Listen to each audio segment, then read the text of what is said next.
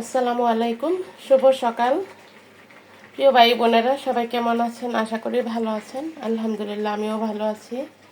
আমি এখানে নিয়েছি বরবটি আর আলু, এখানে নিয়েছি কলার থোড়। এই বরবটি আলু কলার থোড় দিয়ে আমি এই মলা শুটকি দিয়ে রান্না করব। আর এখানে নিয়েছি আলু সিদ্ধ করে ছিলে একদম কেটে নিলাম।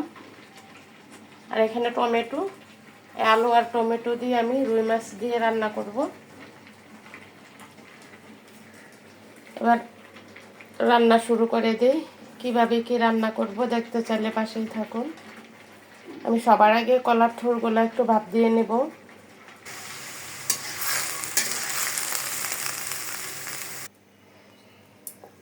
এবার আমি মাছ ভাজি করে নিই।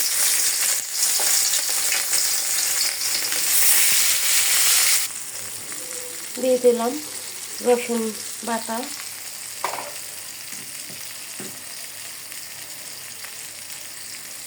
দিয়ে দিলাম হলুদের গুঁড়া, আর দিলাম মরিচের গুঁড়া, আর দিব পরিমাণ মতো লবণ। এখন আমি টমেটো তরকারিটা বসাই দিতেছি। দিয়ে দিচ্ছি আলু,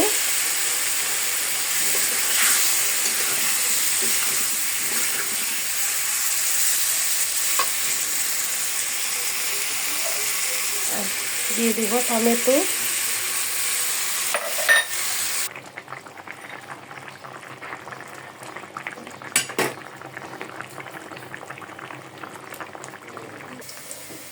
আমি এখন শুটকি তরকারিটা বসায় দিচ্ছি। দিয়ে দিলাম রসুন বাটা,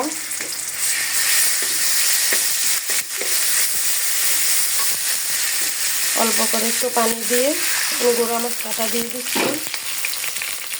এখানে হলুদ, মরিচ আর লবণ। এবার দিয়ে দিব আমি শুটকি